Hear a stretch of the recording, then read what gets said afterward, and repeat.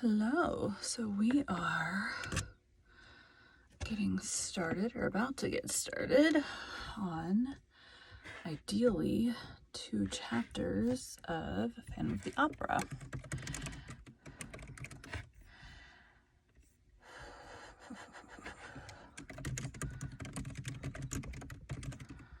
Let me see if this actually... Yesterday, my script did not want to download or upload. I was having an issue uploading for whatever reason. It took like forever. Let's see what it's doing today. Today is the 10th, so it's here. I don't know what yesterday's issue was. It took like forever to upload. It didn't take that long once it was where it was supposed to be. But it took forever to get there. Which is annoying when you need it to start. It's got to be in the right place. So it's got to be on my iPad, which is what I read off of.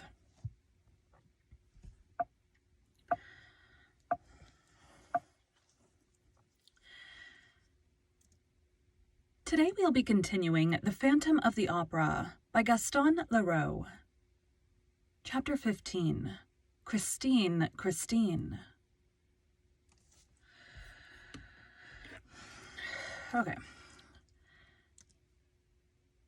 Raoul's first thought, after Christine Daae's fantastic disappearance, was to accuse Eric.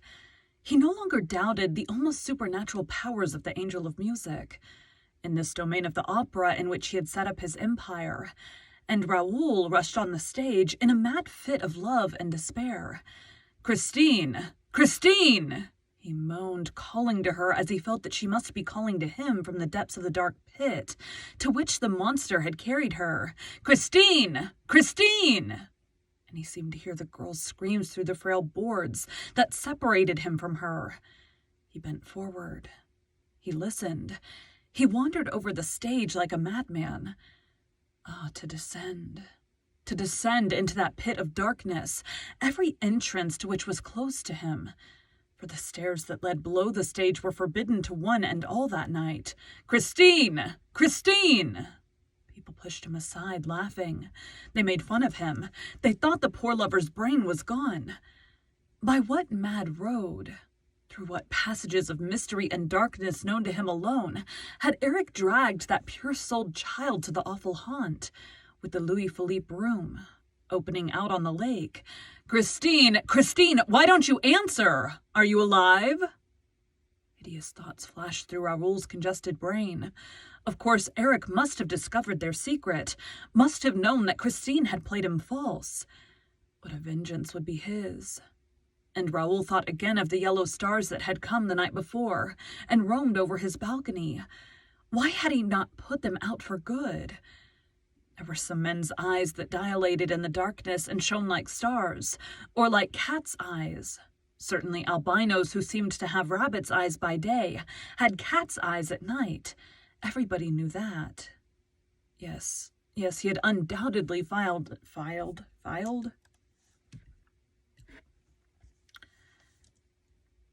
Yes, he had undoubtedly fired at Eric. Why had he not killed him? The monster had fled up the gutter spout like a cat or a convict, who, everybody knew that also, would scale the very skies with the help of a gutter spout. No doubt Eric was at that time contemplating some decisive step against Raoul. "Oh my God, my bangs are poking me in the eyeball!" But he had been wounded and had escaped to turn against poor Christine instead. Such were the cruel thoughts that haunted Raoul as he ran to the singer's dressing room.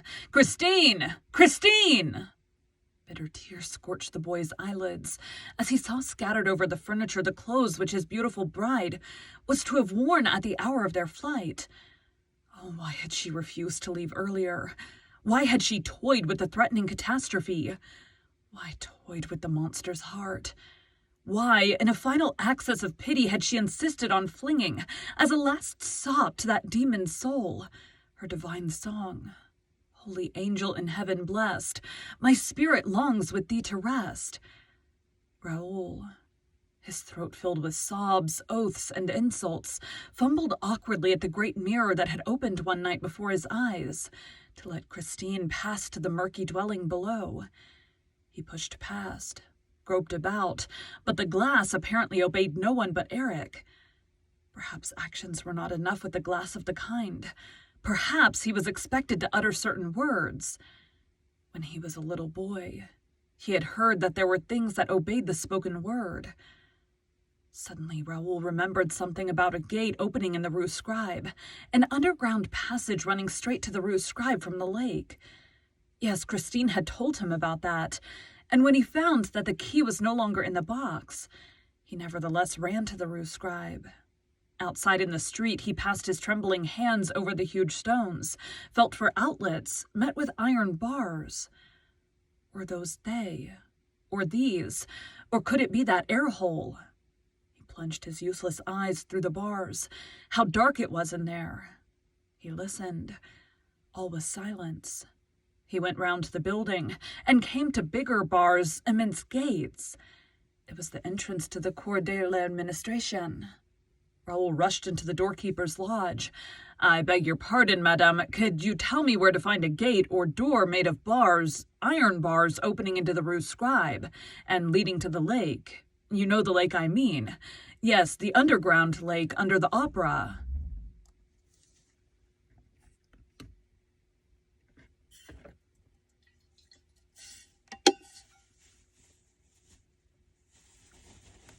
I'm in here, just so you know.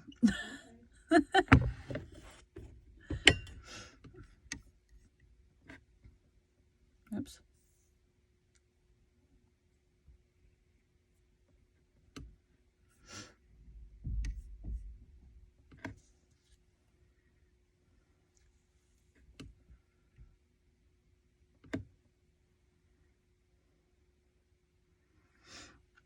Okay. Yes, sir. Hold on. Cut the end of the door opening. Just do that last line.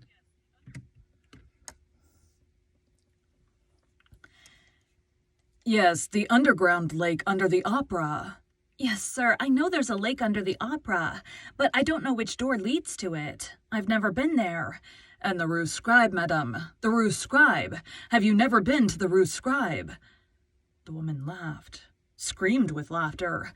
Raoul darted away, roaring with anger. Ran upstairs, 4 stairs at a time. Downstairs, rushed through the whole of the business side of the opera house, found himself once more in the light of the stage. He stopped, with his heart thumping in his chest. Suppose Christine Daae had been found. He saw a group of men and asked, "I beg your pardon, gentlemen. Could you tell me where Christine Daae is?" And somebody laughed. At the same moment, the stage buzzed with a new sound, and amid a crowd of men in evening dress, all talking and gesticulating together, appeared a man who seemed very calm and displayed a pleasant face, all pink and chubby-cheeked, crowned with curly hair and lit up by a pair of wonderfully serene blue eyes. Mercier, the acting manager, called the Viscount de Chagny's attention to him and said, "This is the gentleman to whom you should put your question, monsieur. Let me introduce my Freud, the commissary of police." "Ah, Monsieur le Viscount de Chagny. Delighted to meet you, monsieur," said the commissary. "Would you mind coming with me? And now, where are the managers? Where are the managers?" Mercier did not answer, and Remy the secretary volunteered the information that the managers were locked up in their office, and that they knew nothing as yet of what had happened. "You don't mean to say so? Let us go up to the office." And Monsieur Myfroyd, followed by an ever-increasing crowd, turned toward the business side of the building. Mercier took advantage of the confusion to slip a key into Gabriel's hand. "This is all going very badly," he whispered. "You'd better let Mother Giry out." And Gabriel moved away. They soon came to the manager's door. Mercier stormed in vain.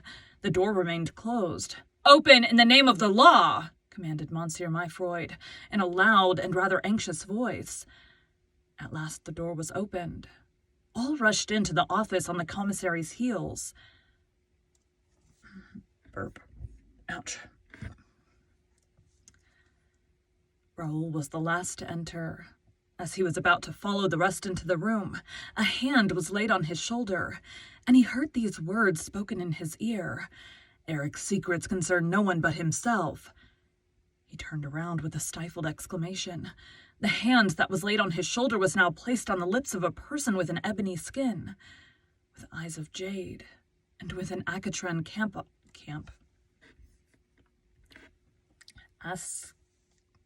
Astrakhan. And with an Astrakhan cap on his head, the Persian. The stranger kept up the gesture that recommended discretion, and then at the moment when the astonished Viscount was about to ask the reason of his mysterious intervention, bowed and disappeared. Thank you for joining Bite at a Time Books today, while we read a bite of one of your favorite classics. Again, my name is Bree Carlisle, and I hope you come back tomorrow for the next bite of The Phantom of the Opera.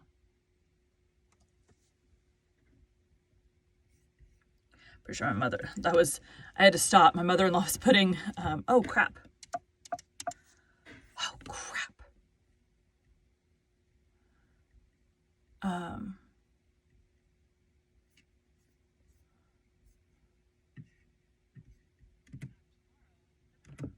Okay.